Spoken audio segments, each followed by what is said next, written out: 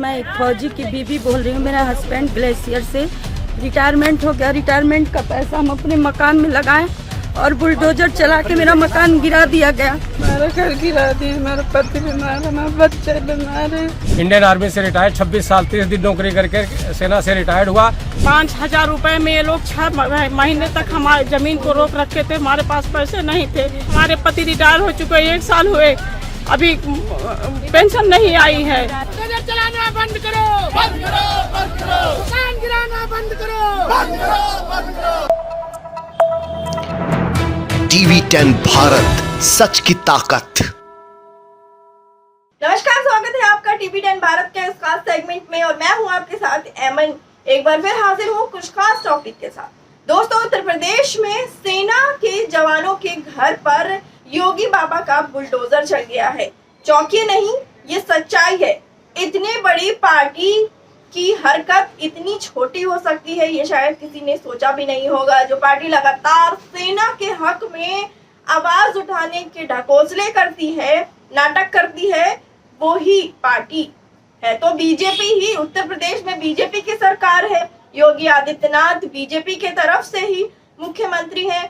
उनके ही राज्य में सेना के जवानों के घर पर बुलडोजर चलाया जा रहा है। ये हम नहीं कह रहे हैं, ये खुद वो कह रहे हैं। आइए आपको सुनाते हैं उनकी कहानी उन्हीं की जुबानी। मैं एक फौजी की बीवी बोल रही हूँ। मेरा हस्बैंड ग्लेशियर से रिटायरमेंट हो गया। रिटायरमेंट का पैसा हम अपने मकान में लगाएं और बुलडोजर चला के मेरा मकान गिरा दिया गया। और हम हाथ जोड़ जोड़ के कह रहे थे, साहब मेरा मत गिराओ, ये सारे फौजियों का मकान है। लेकिन वो नहीं माने, बोले जेल जाओगी। हम कहे जेल भेज दो मुझे, क्षत्रियों के लिए जेल बनाया गया। लेकिन एक बार भी नहीं सुने। मेरा पिलर गिरा दिया, कौन देगा? मेरा घर गिरा दिया, मेरा पति बीमार है, मेरा बच्चे बीमार है, राजकुमारी नाम है मेरा।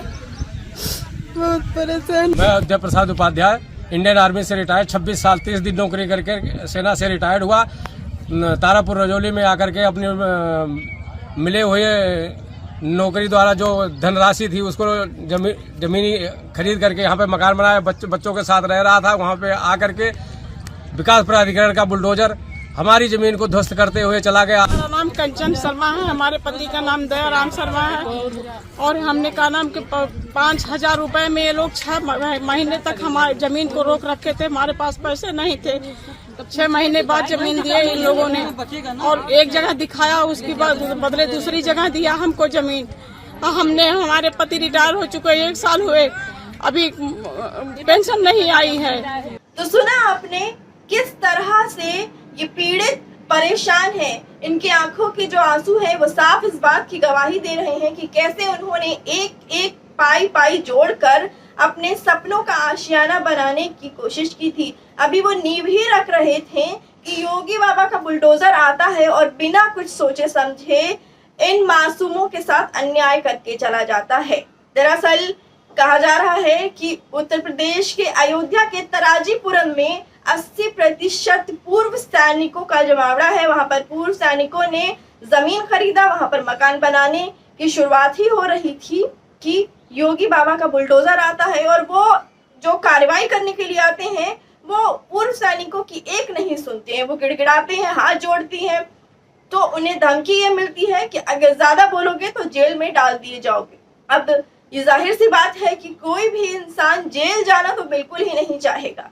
अब उनकी ये कहानी जरूर सबको सुननी चाहिए और ये समझना चाहिए कि किस तरह से बीजेपी हर बार ये झूठा प्रचार करती है कि वो सबका साथ और सबके विकास में विश्वास रखती है। अगर ये सबका साथ सबका विश्वास है तो ऐसा विकास किसी को नहीं चाहिए कि आप एक गरीब ईमानदार फौजी के घर पर, जो देश की सेवा कर चुके हैं, अपनी जान हथेली पर रखकर एक फौजी युवा अवस्था में जाता है। वो कितने सालों तक वहां पर मेहनत करता है, देश की रक्षा करता है, कुछ पैसे जोड़ कर लाता है और अपने परिवार के साथ सुकून भरे पल जीना चाहता है।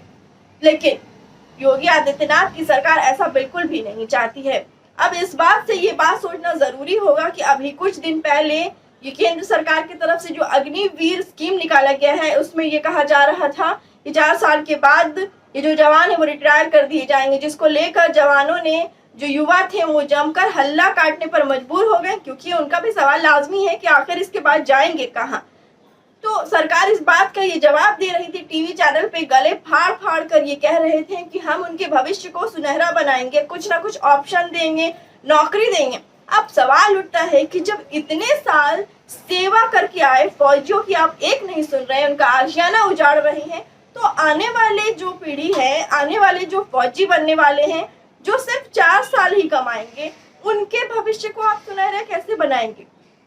ऐसे तो राष्ट्रवाद और सबके साथ सबका विकास करने का ये जो नारा है बिल्कुल झूठा है, क्योंकि यूपी में जब विधानसभा चुनाव हुए थे तब योगी आदित्यनाथ और उनके कई बड़े नेता मंत्री ने इस बात पर जोर दिया था कि योगी सरकार आएगी तो सबका विकास करेगी, लेकिन शायद ये वादे वो भूल चुके हैं या फिर उन्हें झूठ बोलने की आदत पड़ चुकी है। आपको हमारा वीडियो कैसा लगा और ये जो अन्याय हो रहा है इस पर आप क्या सोचते हैं, हमें कमेंट सेक्शन में जरूर बताइएगा। टीवी 10 भारत, सच की ताकत।